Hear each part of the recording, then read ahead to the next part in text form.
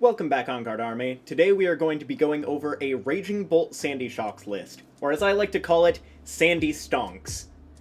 Anyway, let's go ahead and jump right into this list. We're again using the Pokegear.app to cover the Temporal Forces cards, using the Justin Basil proxies that were also on Justin Basil's site. I'll have links to both of those in the description down below because both of them are amazing resources for deck building in a future format. But to start, we have the Raging Bolt, which is the star of the deck. This has the massive ability to KO basically anything in the game. The attack is Climactic Descent, which does 70 damage for every basic energy you discard from your Pokemon in play.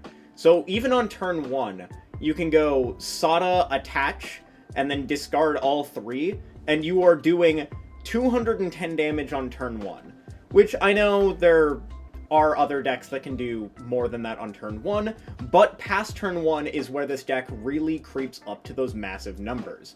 Turn 1, 210 is just like a thing it can do regularly before it just goes absolutely bonkers later in the game.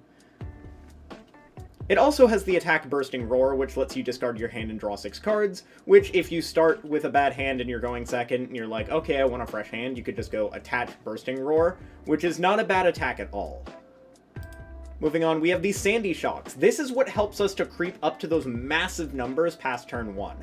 This has an ability called Magnetic Absorption, which once during your turn, if your opponent has 4 or fewer prize cards remaining, you may attach a basic energy card from your discard pile to this Pokemon. So whether it's they've knocked out a Raging Bolt, or another Sandy Shocks, or one of your support Pokemon like Mew, Squawk, or Lumineon, after they take their first knockout, you now have an extra energy card on all of your Sandy Shocks every turn, which is absolutely insane. It also has a pretty good attack. Earthen Spike for 200 is nothing to scoff at, and it keeps the energy on board so you can set up for a bigger KO later in the game. Then we have Koraidon. This is a new basic one-prizer attacker. This is also a nice attack that you can use on turn 1, or to kind of swing the prize trade against one-prize decks. Primeval Battering does 30 damage for each of your ancient Pokemon in play, which most of the time is minimum 4. So you'll most of the time be doing 120, but you can also extend to try and hit that 150 or 180 damage cap. Then we have Flutter+Mane. This is another new ancient Pokemon coming out of Temporal Forces. This one has the ability Witching Hour Flutter, which is similar to Klefki, but it only blocks your opponent's active ability. It's as long as this Pokemon is in the active spot, your opponent's active Pokemon has no abilities except for Witching Hour Flutter. This also works on evolutions, which is nice. So if they had something that needs to be in the active, like Comfey, to use their ability, or there's something that would otherwise be blocking some of your stuff, this can just ignore that in the active, which is super nice. This is mainly a tech for Lost Box, though. But with the energy switches we are playing, we could also swing with this on turn 1 and actually take a prize on Comfey while keeping them locked. With the attack Flying Curse, it does 90 damage and puts 2 damage counters on your opponent's bench Pokemon in any way you'd like. So you could go Sada, attach to this, and then energy switch up the other energy that you Sada'd onto the field to be able to swing for 90 on turn 1. Then we have Mew EX. This is going to be consistent draw throughout the game. In the late game, if you get Iono'd, you can always restart and draw until you have 3 cards in hand, so you'll always have minimum 3 cards. It can also extend for those couple extra cards that you might need to hit a specific piece in order to get a big KO. Genome Hacking is also a possible attack to use, but it will not come up very frequently, just because it's hard to get energy on this. You would basically need to attach to it, and then attach energy switch something over in order to actually swing with this. Or attach double energy switch 2 over. Which is a little bit difficult to ask considering we're only playing 2 energy switch, but it being a free retreater that draws cards is insane in a deck like this as well. We also have Squawk. This is basically our turn 1 super setup card. This is going to be able to draw us an additional 6 cards on the first turn of the game, allowing us to establish more of our ancient Pokemon in order to swing with Koraidon more effectively, or get more energy and discard to set up for Sada. Like, this is our consistently, like, our setup card. Then we have Lumineon V. This will allow us to tutor out Sada, or if we need it, Boss or Iono. This is just here for Luminous Sign. We play it onto our bench, search our deck for a supporter card, play the supporter card, and we Gucci. Then we have Radiant Greninja, which will discard the energy cards that come into our hand. This allows us to Sada or accelerate them with Sandy Shocks, so absolutely great card to have here. This is definitely going to be able to get us our energy into discard, a couple extra cards in our hand, and give us more abilities to attack and Sada and do a massive amount of damage with our Raging Bolts. Then we have 4 Professor Sada's Vitality, which is basically Welder Reborn for Ancient Pokemon. Choose up to 2 of your Ancient Pokemon and attach a basic energy card from your discard pile to each of them. If you attached any energy in this way, draw 3 cards. I guess it's more like Melanie on crack rather than it is Welder, because Welder was from hand and Melanie is from discard. But this is to 2 separate Pokemon, which is absolutely insane. Then we have Iono. We're playing one of this just as a little bit of disruption or additional draw in our case. Each player shuffles their hand, puts it at the bottom of their deck. Both players draw cards equal to their prizes. Pretty standard, like this is in most lists, and it's mainly to disrupt your opponent, but it can also be a bit of draw for yourself while also being able to put cards back into your deck.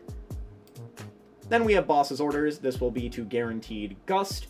I know one count of this seems a bit low, but we do have other methods of Gust in the deck, which we will go over in just a minute, as this is a super turbo deck. It's meant to go as fast as possible. Draw a ton of cards as early as possible.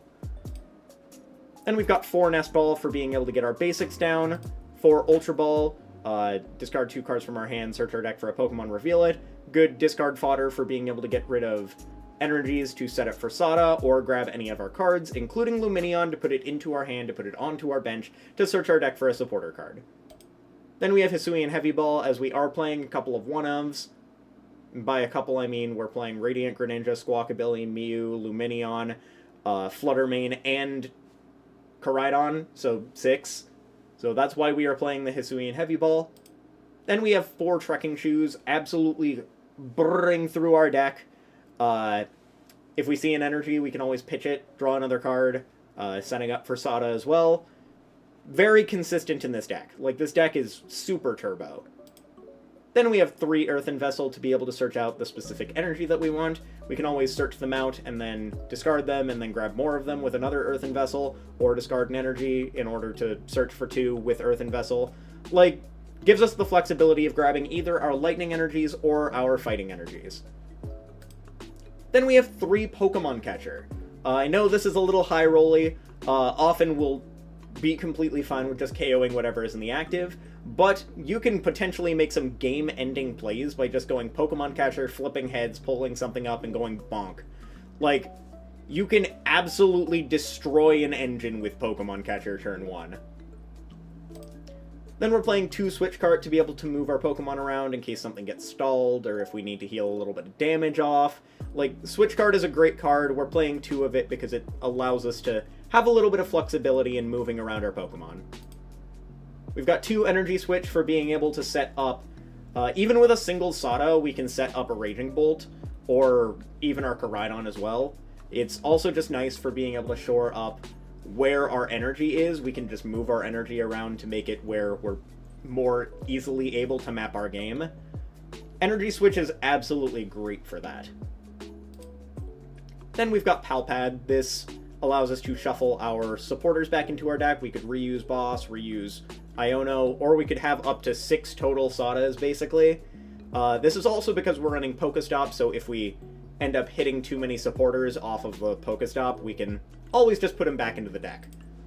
Then we've got Super Rod. Shuffle up to 3 of any combination of Pokemon and basic energy cards, so if we burn through energy too quickly, or if we hit Pokemon off PokéStop, we can always get them back. Super Rod is always nice for that. And then we've got our ACE SPEC of choice, Awakening Drum. Some people want to play Prime Catcher in this deck, which, understandable, you are playing Mew, you could Prime Catcher into Mew, free retreat, back into something in KO, but I really like Awakening Drum because it helps the consistency so much. Like, even on turn 1, you can go, like, Trekking Shoes, Sada, Awakening Drum, Pokemon Catcher. Like, Awakening Drum makes this deck super fast. Like, this deck sets up so fast with this card. I think Awakening Drum is definitely worth a consideration. I like it a lot personally. If you prefer Prime Catcher, go for it. But I really like Awakening Drum. Then we've got 2 Ancient Booster Energy Capsule. This puts our Raging Bolts at a massive 300 HP on a basic. You could also put this on Sandy Shocks. It puts it up to 280. You could put it on Koraidon. It puts it up to 200. Or Flutter, putting it up to 150. Definitely good to have a few of these. It's not super tutorable in this list, but I found 2 to be a pretty good count for being able to use them in specific situations. You won't always want them early, because you kind of want your opponent to take the first 2 prizes. Well, not the first 2 prizes of the game, but you want them to take 2 prizes so you get access to your Sandy Shocks in order to bonk everything. So that's why just 2 Ancient Booster Energy Capsule. You could theoretically bump it up to 3 if you wanted to. I do like this card a lot, though. Then we've got 4 PokéStops. Could bump this down to 3, there's no path in format, so it's not, like, that big of a deal. But 4 means that you go absolutely, completely fast, super turbo PokéStop. You could hit Trekking Shoes off this, you could hit the Ancient Drum off this, or Drum of Awakening. Draws a ton of cards. You see a ton of your deck super quickly with this deck. This deck is like the definition of turbo. Then we have 6 Fighting Energy and 4 Lightning Energy. 6 Fighting means that we can attack pretty consistently with our Sandy Shocks as well, because the Sandy Shocks only accelerates fighting, but the 4 Lightning is plenty of lightning to be able to attack with our 3 Raging Bolts that we have. So, this is the list. We've got 3 Raging Bolt, 3 Sandy Shocks, 1 Koraidon, 1 Flutter+Mane, 1 Mew, 1 Squawk, 1 Lumineon, 1 Greninja, 4 Sada, 1 Iono, 1 Boss's Orders, 4 Nest Ball, 4 Ultra Ball, 1 Hisuian Heavy Ball, 4 Trekking Shoes, 3 Earthen Vessel, 3 Pokemon Catcher, 2 Switch Cart, 2 Energy Switch, 1 Pal Pad, 1 Super Rod, 1 Awakening Drum, 2 Ancient Booster Energy Capsule, 4 PokéStop, 6 Fighting, and 4 Lightning. So, hope you enjoyed this list, hope you enjoyed this video. If there's anything that you would change about this list, drop it in the comments below. I love having discussions about the decks like this, because theory crafting is like my favorite thing in this game, is just crafting decks. So, give me some more ideas in the comments, or ideas of other lists you want me to cover, because I love deck building. And leave a like, subscribe if you like the video, and I will catch you all later.